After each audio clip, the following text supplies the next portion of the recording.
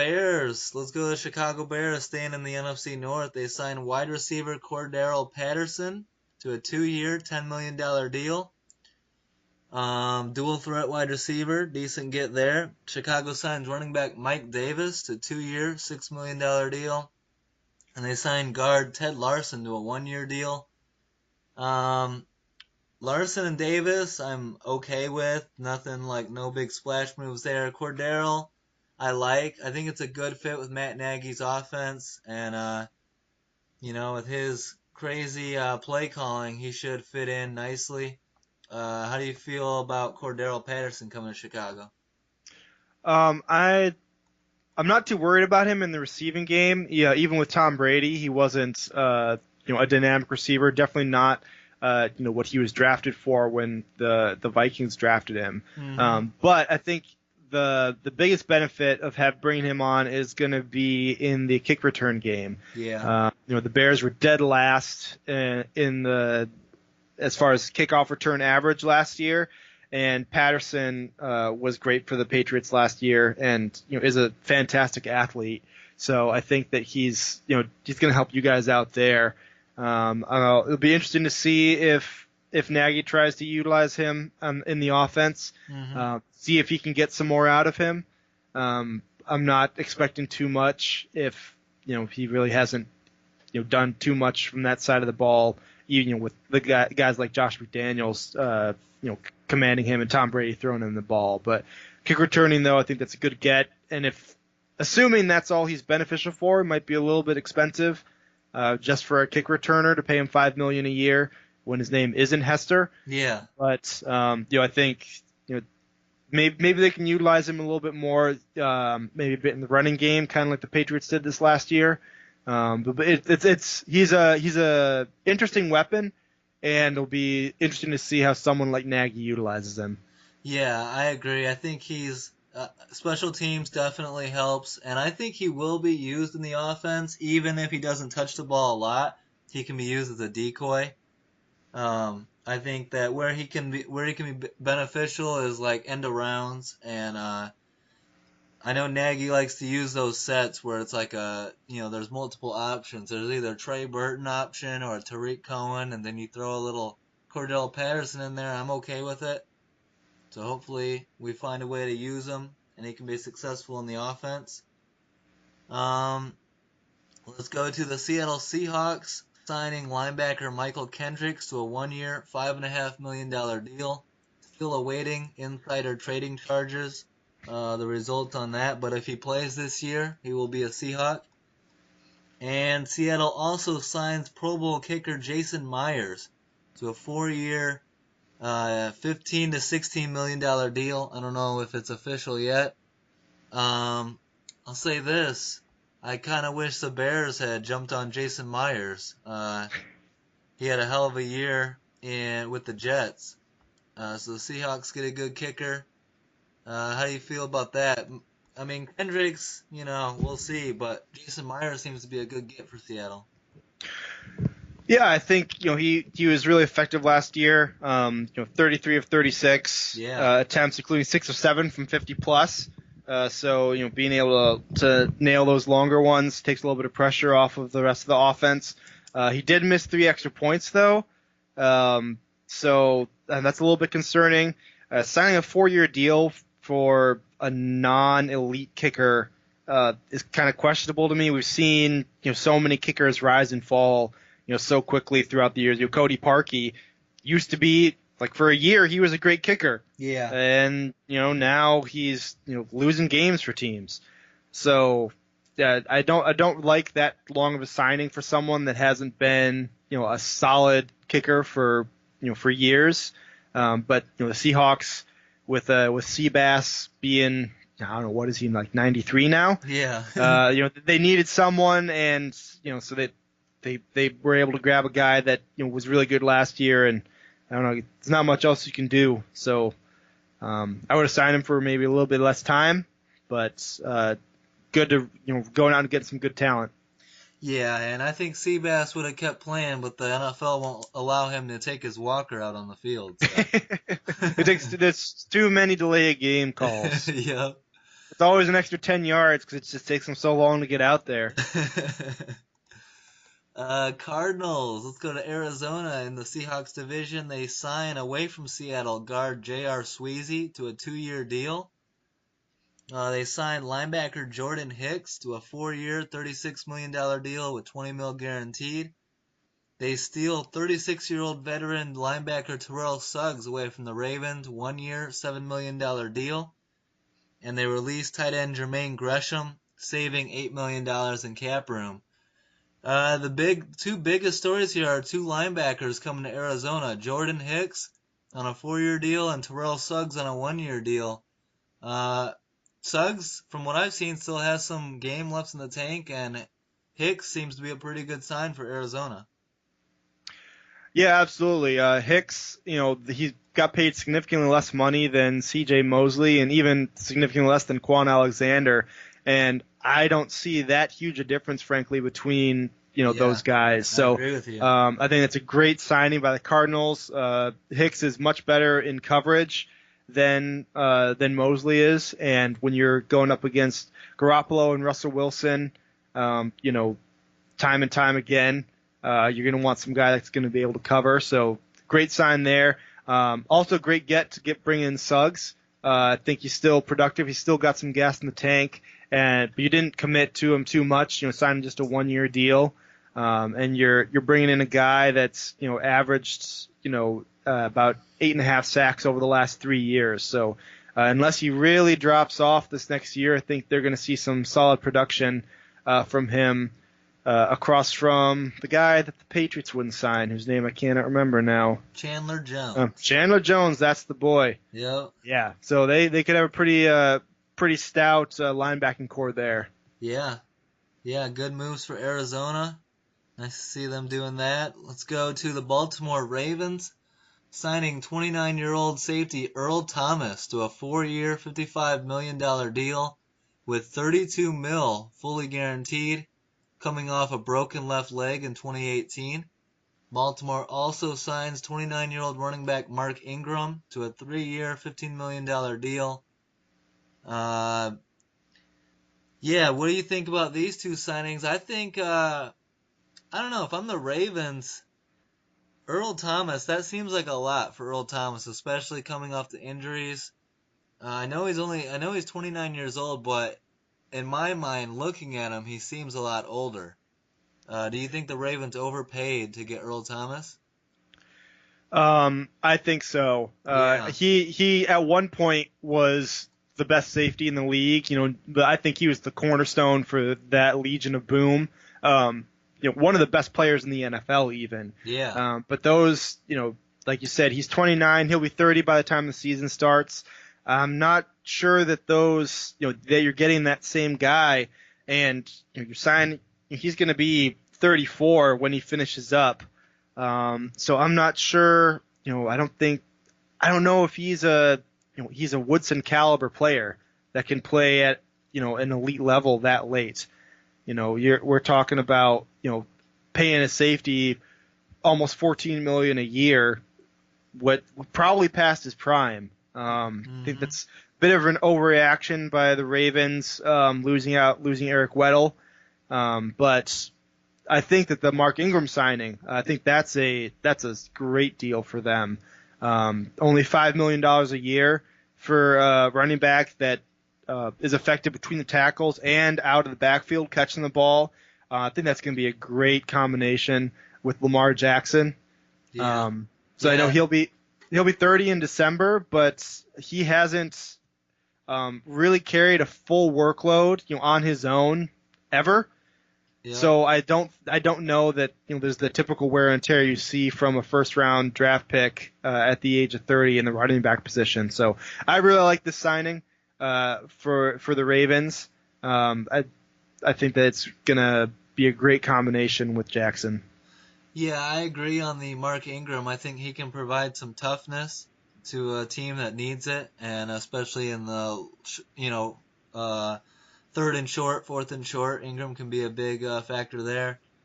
We'll see on Earl Thomas. They might have overpaid slightly for him, but making some moves nonetheless. Let's go to the Saints, where they signed kicker Will Lutz to a 5-year deal, expected to be the highest paid kicker in NFL history. Only missed 3 kicks in 2018. And New Orleans also employs the NFL's highest paid punter in Thomas Morstead.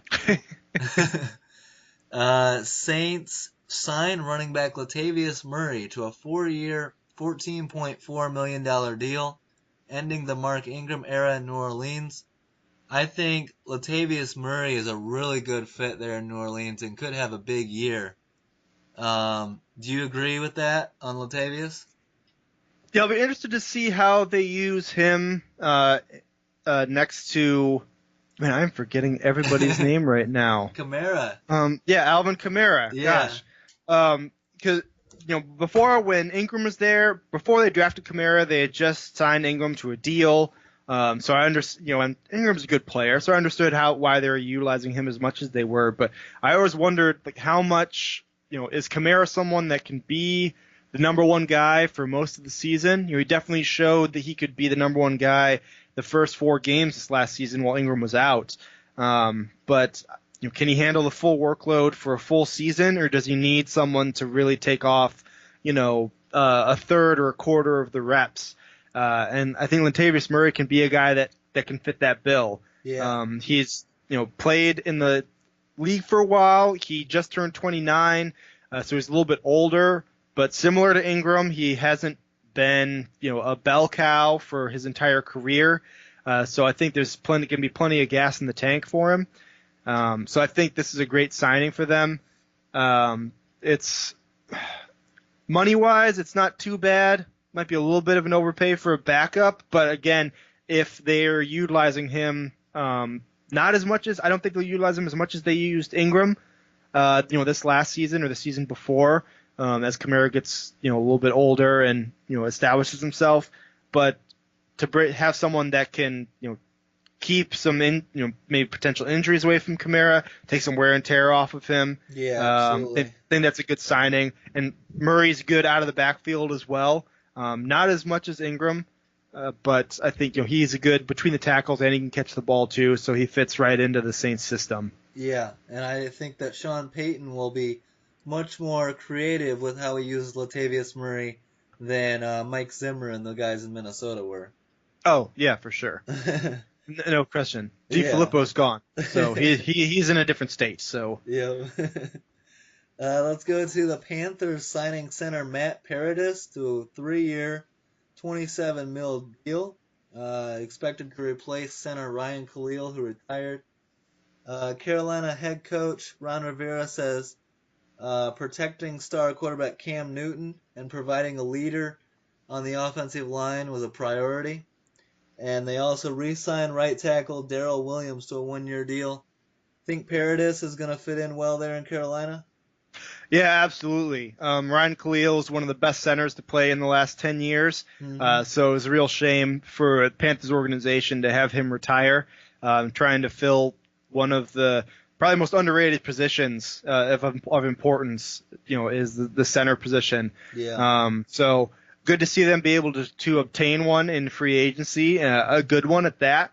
And then also being able to bring in Darrell Williams as well and be able to put him on a 1-year deal, I think is really good. He's had some injuries with issues, but when he plays, he's a really good right tackle. So great moves by them, and I think this is also a good sign for the Panthers organization and Cam Newton's health. Yeah. I think with them investing so much in wanting to protect him, I think that shows that he's that's going to be a priority for them this next year, trying to keep him on the field, and also that I think that's also a sign that he's going to be ready to go with no issues at the start of this next season. So yeah, hopefully towards the end of the year last year, Cam Newton's arm just looked bad, so hopefully they got that figured out. And yeah, exactly, put the money in the offensive line. Cam Newton's a rare talent. Protect that guy, Carolina. Absolutely. Broncos sign right tackle Jawan James to a 4-year, $51 million deal. 32 million guaranteed. He's the highest paid right tackle in the NFL. The Broncos signed corner Kareem Jackson, 3-year, $33 million deal, 23 of it guaranteed.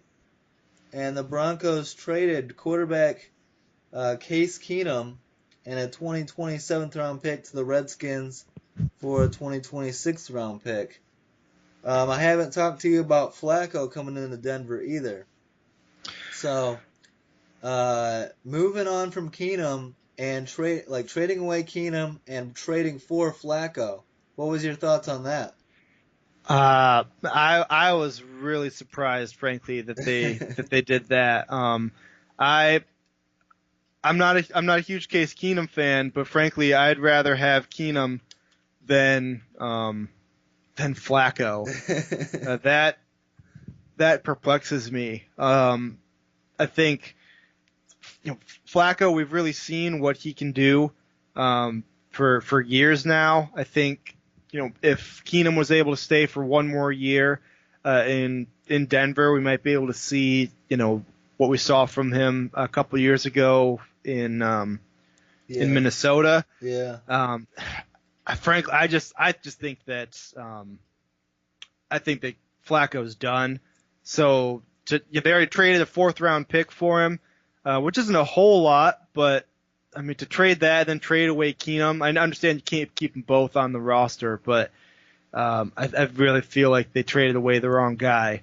But yeah, and I think that Flacco is going to be a bridge quarterback there. I don't think that he's necessarily the guy. I think that Elway wants a good leader that can develop the next guy and teach him. And I think that Elway is going to draft Drew Lock in this year's draft. I think that he's sold on him, and that's an Elway guy. I mean, Elway loves these guys that are tall as hell. And so he seems to be going all in on that.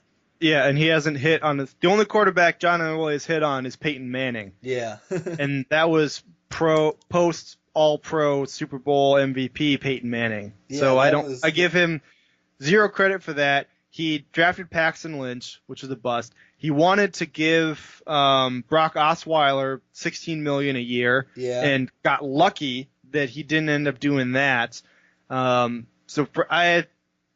don't have a whole lot of faith in John Elway's quarterback decisions as far as the Broncos organization is concerned. Yeah, but he's supposed to be on the hot seat, so this could be the end of Elway in Denver pretty quickly if it doesn't all work out. Yeah, I don't know. He's such a legend there, though. I have a hard time. I think they're going to give him a lot more slack than other teams would. But as far as getting rid of Keenum, I don't get the move. You don't like moving on from Keenum? Not for Joe Flacco. Yeah. I'd rather have one more year of Keenum. But you brought up a really good point. I think that Flacco's going to be a bridge, and if I'm looking for a bridge quarterback, I'd rather have Joe Flacco than Case Keenum. He was a really upstanding guy. Flacco was last year when he got benched for Lamar Jackson.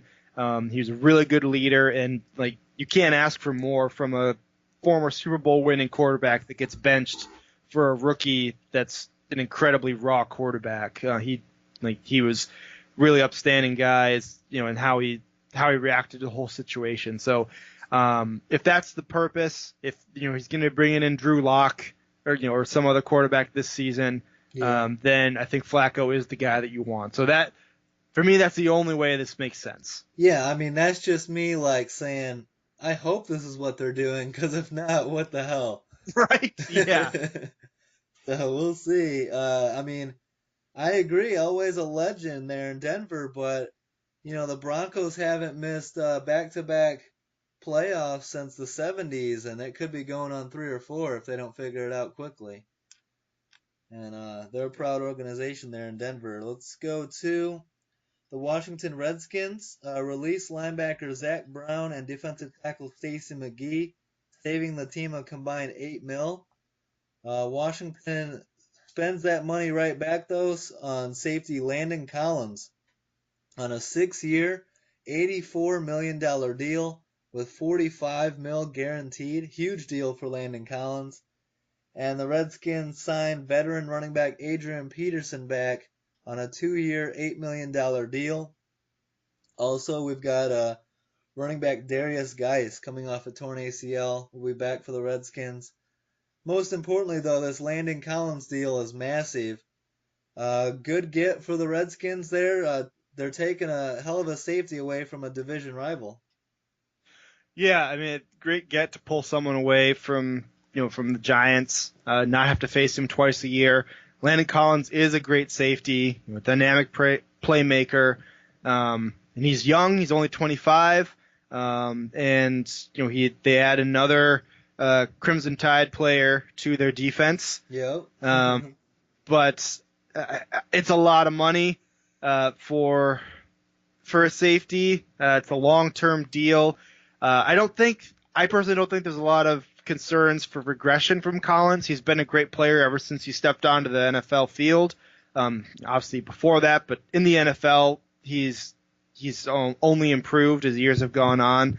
I think it's just a lot of money to spend on a safety whose last name isn't Earl Thomas. Well, his last name isn't Thomas.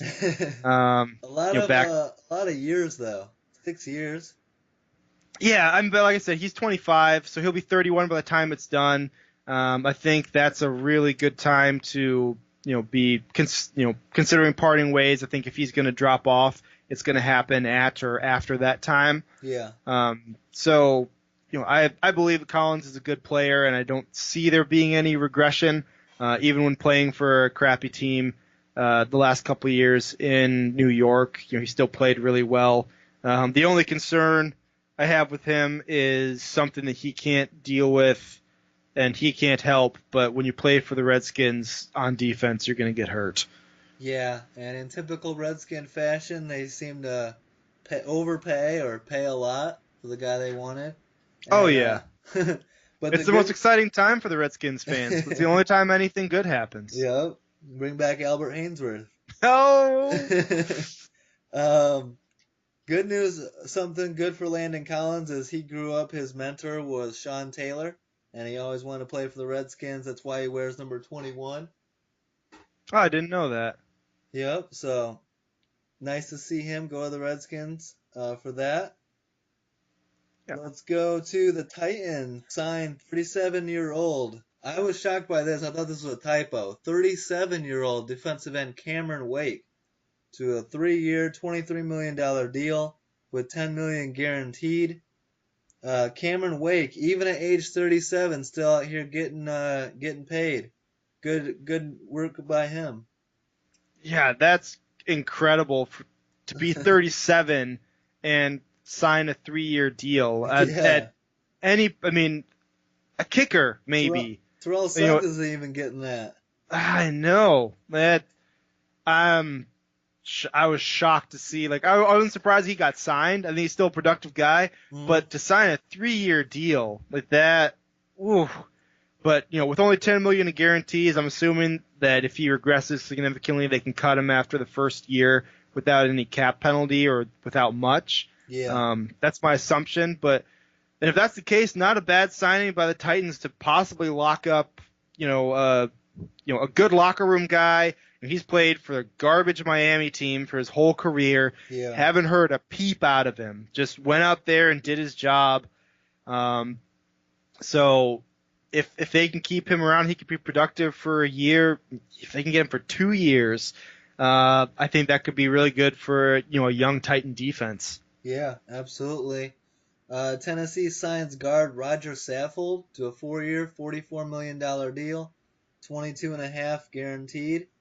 Saffold has only missed 2 starts since 2016. The Titans signed wide receiver Adam Humphries, 4-year, $36 million deal. And they signed safety Kenny Vaccaro, 4-year, $26 million deal, $11.5 million guaranteed. And they released safety Jonathan Cyprien. So decent moves here. Roger Saffold, Adam Humphries, Kenny Vaccaro. You like what the Titans are doing?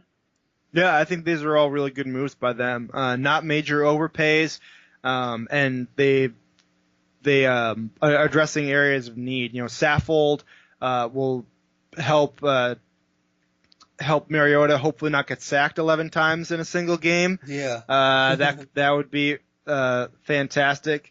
Humphreys, he showed some real skill this last year playing down in Tampa Bay. Yeah. So I think he could be a really good target. Yeah, he could be in for a breakout kind of year. Yeah, he got 72% of his passes this last year from Winston.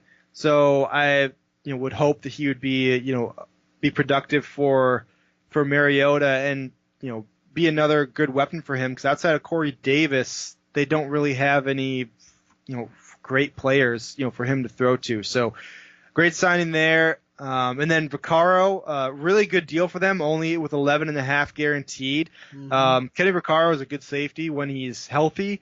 Has just had some issues, with being able to stay on the field.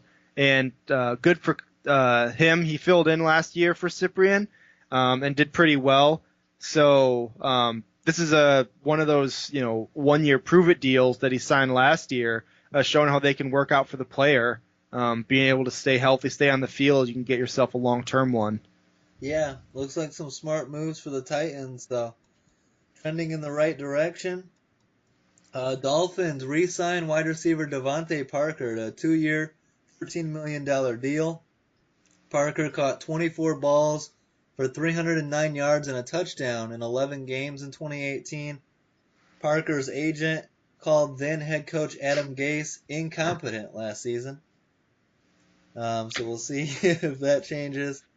Dolphins bringing in quarterback Teddy Bridgewater today for a visit, trying to land a quarterback despite the report that he was staying with the Saints. Dolphins signed tight end Dwayne Allen, 2-year, $7 million deal, and release guard Josh Sitton.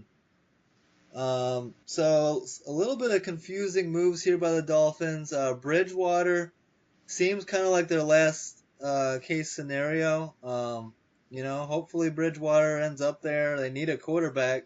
Tannehill's not there, and not a lot of options really left for Miami. Dwayne Allen's a decent deal, 2-year, $7 million, decent money. What do you make of Devontae Parker, though? I'm a little bit surprised by that. He hasn't lived up to any of the expectations coming out of college. No, this signing Devontae Parker is a classic sign of not knowing when to let go. Yeah. He has been a major bust for a first-round pick. I think he was like 15th overall or something like that. Yeah. So top half of the first round. And his quarterback play hasn't been great. So I'll give him that. Like, he's been dealing with the likes of Tannehill and Matt Moore and the great Jay Cuddy. Yeah. But that's not an excuse for the lack of production that he's had. I mean, he's been on the field for 4 seasons, and he's looking like a 4th or 5th round receiver. Yeah, too many drops. That's really the biggest issue. Yeah, I mean, he's had health issues too. So a guy struggled to stay on the field, and when he's on the field, he's not productive. I don't know why. I don't even know why I would sign him. I know this isn't a lot of money, but for me, it's a waste. Well, one reason that I just thought of that it could be the reason that they re-signed him, if they believe that they're bringing in Teddy Bridgewater, it's that Bridgewater and Devontae Parker were teammates at Louisville, and that was when Parker had his best years. So maybe if the last saving opportunity for Parker is to play with his college quarterback. Yeah, okay. All right. I forgot about that until we were just talking about it. I was like, oh yeah,